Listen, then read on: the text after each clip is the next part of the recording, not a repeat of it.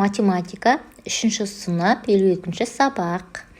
Өзін-өзі тексеруге берілген есептер. Бірінші, дөңгелектердің боялған бөлігін көрсететін бөлшекті жаз дейді. Бөлшекпен жазатын боламыз. Қай бөлігі боялып тұрған? Бірінші тапсырмада 4-тен 3 бөлігі боялып тұр. Екіншісінде 5-тен 2 бөлігі боялып тұр.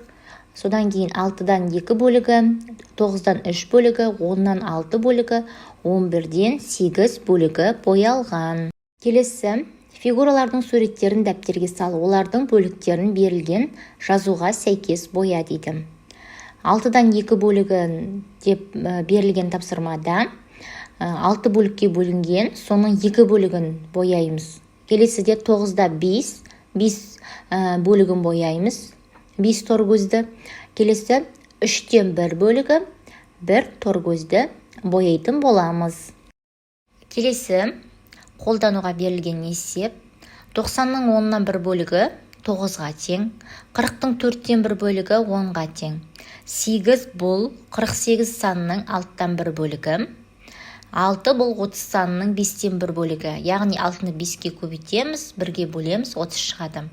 Келесі осы есептің әсінде санның кубын көбейтіндімен алмастыр дейді. 100-ге қосамыз 2-нің кубын. Яғни бұл жерде 2-нің кубы дегеніміз 2-ні өз-өзіне 3 рет көбейтеміз деген сөз. 108-ге тең болады. 80-нен азайтамыз 3-тің кубын. Бұл 53-ге тең болады. Келесі, есептің шартын оқы, есепке дұрыс жазба таңдап, оны шығар дейді. Таспаның ұзындығы 10 метр, оның 5-тен 1 бөлігі қиып алынды. Неше метр таспа қиып алынды? Бұл жерде белгілі таспаның ұзындығының 10 метр екені белгілі. Қиып алды белгісіз метр, бірақ 5-тен 1 бөлігін. Шешуінде 10-ды 5-ке бөлеміз, 1-ге көбейтеміз. Тең болады 2 метр шығады. Жауабында 2 метр қиып алынды. Жинақтауға берілген есептер. Мәтінге сұрақ ойластыр, есеп құрастырып, оны шығар дейді. 3 көйлек тігу үшін 27 матаның 3-тен 1 бөлігі қиып алынды. Бұл жерде матаның ұзындығы 27 метр, 3 көйлек белгісіз метр, бірақ 3-тен 1 бөлігі қиып алынды. Шешуі. 27-ні 3-ке бөлеміз, 1-ге көбейтеміз, 9 метр. Бұл жерде сонда қиып алынды 9 метр мата 3 көйлекке. Келесі осы есептің әсінде санды деректермен толықтыру керек есепті. 3 көйлек тігу үшін қанша метр мата қажет? 20 метр матадан неше көйлек тігуге болады? 3 көйлек тігу үшін 9 метр мата қажет. 21 метр матадан неше көйлек тігу болады? 3 көйлек 9 метр, 21 метр белгісіз көйлек. Шешуі. 9-ды 3-ке бөлеміз.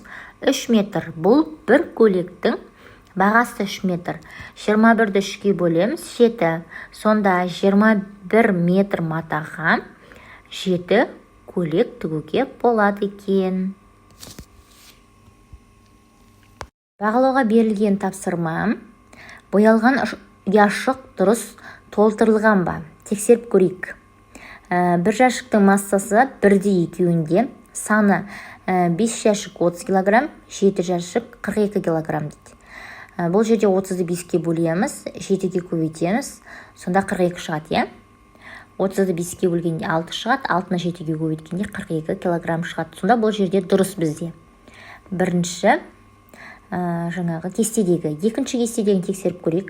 Бағасы бұл жерде 1-дей, саны 6 дәптер 54 теңге, 8 дәптер 81 теңге дейді. Бұл жерде 8 дәптер деген боялып тұр. Тексеріп көреміз. 81-ді бөлеміз 54 пен 6-ның бөлінтісіне. 54-ді 6-ға бөлгенде 9 шығады. 81-ді 9-ға бөлгенде 9 шығады. Сонда бұл жердегі 8 дәптер дегеніміз қате. Оны 9 дәптер деп дұрыстаймыз.